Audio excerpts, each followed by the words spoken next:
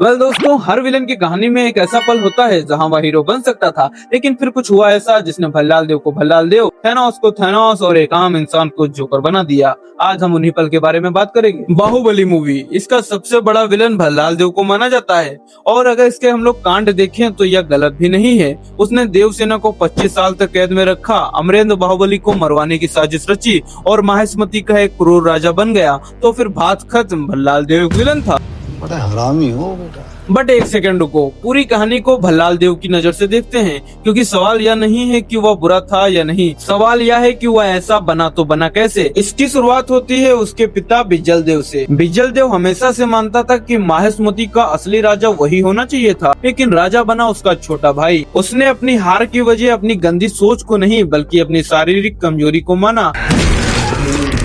वह यही नफरत उसने अपने बेटे भल्लाल देव के अंदर भर दी। उसकी सोच तो इतनी गंदी थी कि सबके सामने अपनी पत्नी को मारने की तक बात कर डाली। जी करता है इन्हीं हाथों से गर्दन मरोड़ के उसे मार डालूं। अब जरा भल्लाल देव के बारे में सोचो। एक तरफ उसका पिता जो हर वक्त उसके कान में यही भरता रहता था कि उसके साथ नाइंसाफी हुई है और एक दिन यही तुम्हारे साथ भी होगा। दूसरी तरफ बाहुबली, एक ऐसा इंसान जो हर चीज से परफेक्ट था, ताकत से लगाकर दयालुता, प्रजा का प्यार, कटप्पा का सम्मान और शिवगामी का स्नेह, हर जगह बाहुबली सबसे आगे था।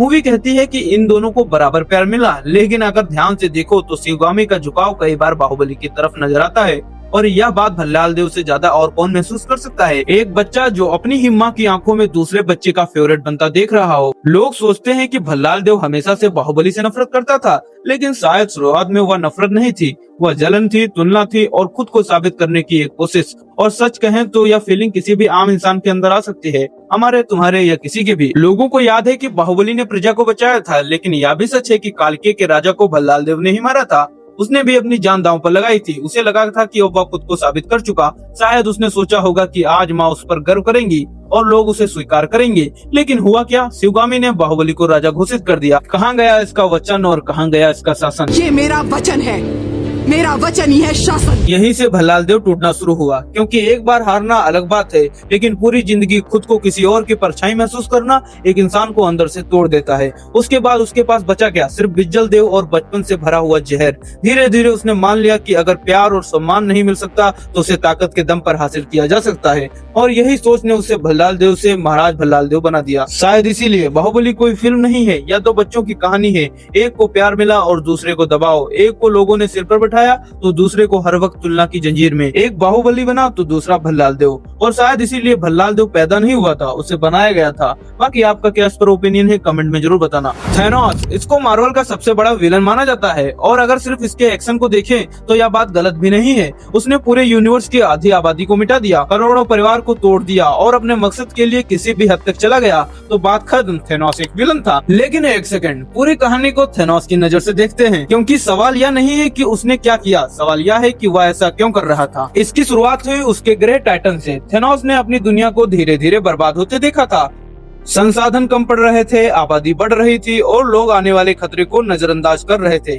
थैनोस ने समाधान भी दिया था, लेकिन किसी ने उसकी बात नहीं मानी। आखिरकार टाइटन पूरा का पूरा बर्बाद हो गया। यहीं से थैनोस को लगने लगा कि वह सही था और बाकी सब गलत। उसने मान लिया था कि अगर यूनिवर्स को बचाना है तो कोई ऐसा फैसला लेना पड़ेगा जो कोई और लेने की हिम्मत न कर सके।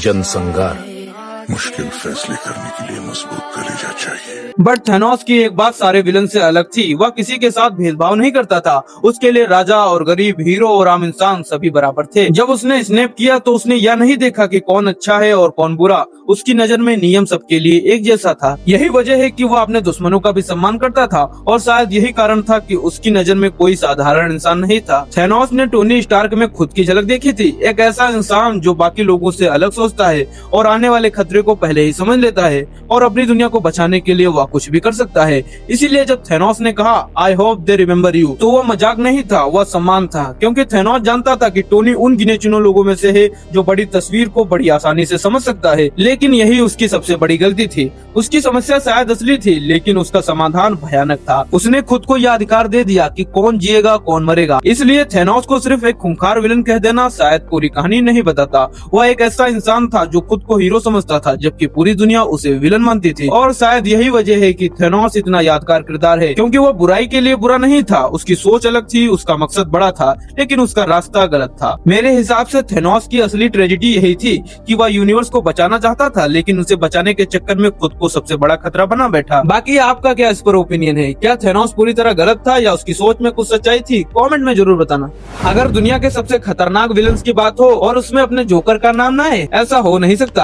उसने लोगों को मारा, पूरे शहर में दहशत फैलाई और हर जगह अराजकता फैलाने की कोशिश की। इसलिए ज्यादातर लोगों की नजर में जोकर एक पागल अपराधी था। लेकिन एक सेकंड रुको, पूरी कहानी जोकर की नजर से देखते हैं, क्योंकि सवाल यह नहीं है कि उसने क्या किया, सवाल यह है कि वह ऐसा क्यों बना। जोकर की कहानी की शुरुआत किसी अपराधी के रूप में नहीं हुई थी। वह एक आम इंसान था जो लोगों को हंसाना चाहता था। उसके सपने थे, उम्मीदें थी, वह चाहता था कि लोग उसे पसंद करें, लेकिन जिंदगी ने उसके साथ कुछ और ही प्लान कर रखा था। बचपन से उसे प्यार और अपनापन कम मिला, उसे अक्सर नजरअंदाज किया गया, उसका मजाक उड़ाया गया और उससे कभी भी सम्मान नहीं मिला जिसकी उसे जरूरत थी। बड़ा होने पर हालात नहीं बदले, लोग उसे समझने की बजाय उसका मजाक बनाते रहे और वो मानसिक परेशानियों से जूझ रहा था, लेकिन किसी ने उसकी तकलीफ की गंभीरता को नहीं समझा। फिर एक के बाद एक उसकी जिंदगी बिखरने लगी, नौकरी चली गई, लोगों ने उसे धोखा दे दिया। जिन लोगों से वह रिश्ता सच समझता था वे रिश्ते सारे झूठ निकले। धीरे धीरे उसे लगने लगा कि दुनिया अच्छे लोगों के लिए बनी ही नहीं है, और यही उसके अंदर का दर्द गुस्से में बदलने लगा। और एक दिन वह पूरी तरीके से टूट गया। जिस इंसान ने पूरी जिंदगी लोगों को हंसाने की कोशिश की, वही इंसान अब दुनिया पर हंसने लगा। यही वजह है कि जोकर बाकी विलन से अलग था।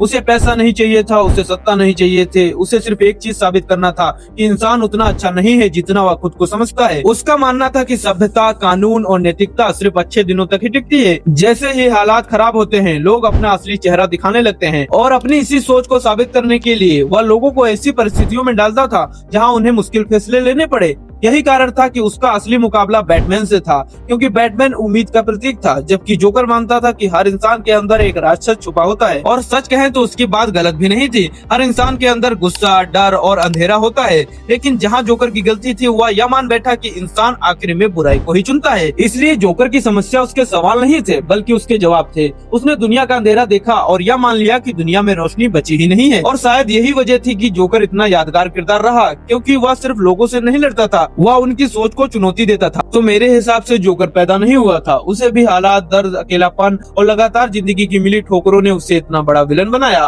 बाकी आपका क्या इस पर ओपिनियन है? कमेंट में बताना जरूर, और वीडियो को लाइक कर दो यार।